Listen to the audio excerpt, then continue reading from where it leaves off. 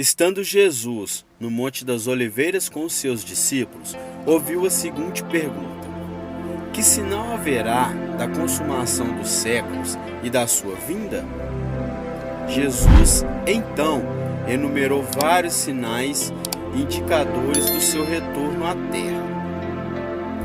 Alguns dos sinais apresentados já tiveram cumprimento em Jerusalém e serviu como maquete de ilustração do fim. Outros sinais, porém, estão se cumprindo em nossos dias, ou seja, nos dias atuais. Observe como todos os dias lemos em jornais, ouvimos em rádios e vemos em TVs inúmeros acontecimentos, vários terremotos, diversas tragédias, roubo, chacina, enganos, crianças abandonadas, doenças, fomes, guerras. Mas o que nos diz a palavra de Deus sobre todos esses acontecimentos?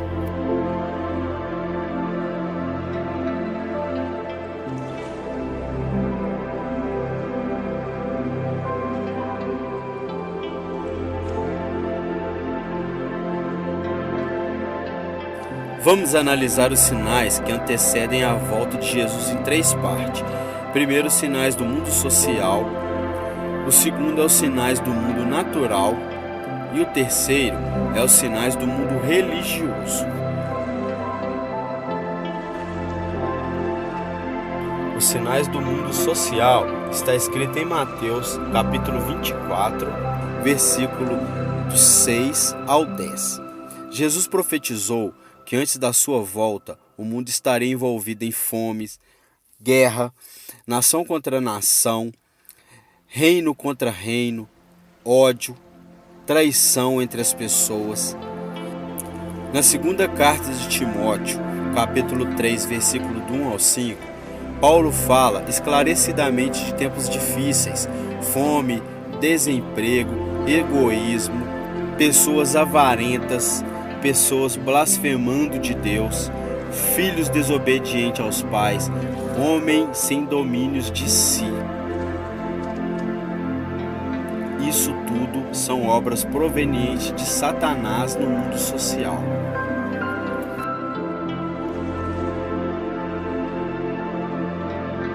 Na segunda parte, que se refere ao mundo natural, em Mateus capítulo 24, versículos 7 e 29, Jesus fala sobre os sinais que estão acontecendo e que já aconteceram. Quem não se lembra quando o sol se escureceu, isso em 1780, ficando conhecido como o dia escuro. As trevas eram densas na região leste dos Estados Unidos, que as lamparinas foram acesas em pleno meio-dia. A lua cheia se negou a iluminar. Esses acontecimentos a ciência não conseguiu explicar, mas a Bíblia diz como um dos sinais que antecedem a vinda de Jesus.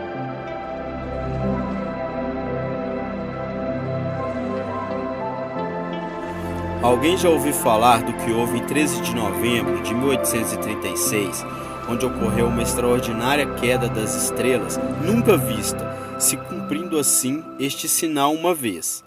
Mas antes da vinda de Jesus, se cumprirão de novo com maior intensidade. Os sinais do mundo natural, como terremotos, enchentes e grandes calamidades que matam milhares e milhares, indicam que Satanás está agindo até mesmo na natureza. Agora vamos falar da terceira parte do estudo, que se refere aos sinais do mundo religioso.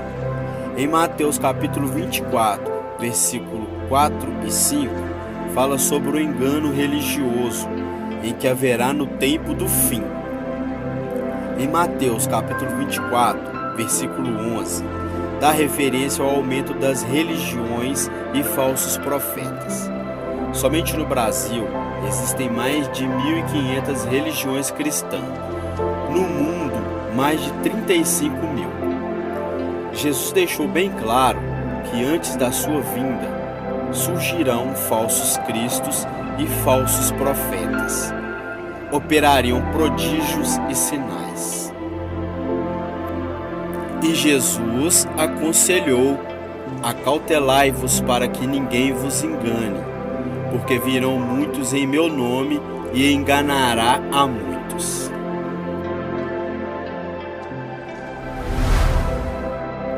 Em 2 Pedro, capítulo 2, versículo 1 e 3, fala sobre atitudes de líderes religiosos que acabam usando a Bíblia, a religião, milagres, movidos por ambição, usam o nome de Deus para explorar pessoas que os procuram atrás de sinais, curas e prodígios. Outro sinal encontrado no mundo religioso é encontrado em Mateus capítulo 24, versículo 14, indicando assim que o fim realmente chegou. É o sinal da pregação do Evangelho do Reino em todo o mundo.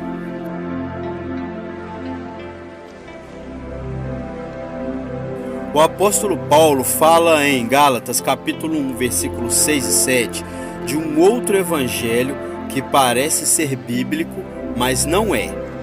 É o falso evangelho de Satanás, pois está empenhado em difundir seus terríveis enganos, pois sabe que pouco tempo lhe resta. Mas o que fazer diante de tantas religiões para não sermos enganados? Em 1 João capítulo 4, versículo 1, encontramos a resposta. A Bíblia nos orienta a provar se os espíritos provêm de Deus ou não. Ou seja, comparar. Aquele que quer fazer a vontade de Deus precisa comparar o que os outros ensinam com a doutrina da Bíblia. Mas por que Deus manda provar? Porque, de acordo com o que está escrito em Mateus capítulo 7, versículo 15, o engano vem parecendo verdade, mas não é de se admirar, pois Paulo mesmo disse que o próprio Satanás se transformou em anjo da luz e os seus próprios ministros se transformaram em ministro de justiça, como está escrito em 2 Coríntios capítulo 11, versículo 14 e 15. Mas o fim deles será conforme as suas obras.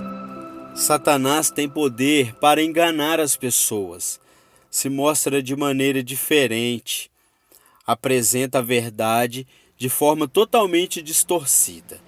Segundo Mateus, os seus meios de enganar são sinais, curas e prodígios. De acordo com a Bíblia, já estamos vivendo os últimos dias.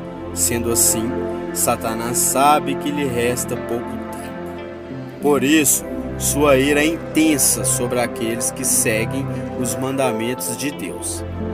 Ele quer nos levar a desviar do verdadeiro evangelho para cometermos iniquidades. Pois ele também tem seu evangelho para enganar, torcer e mudar as verdades divinas.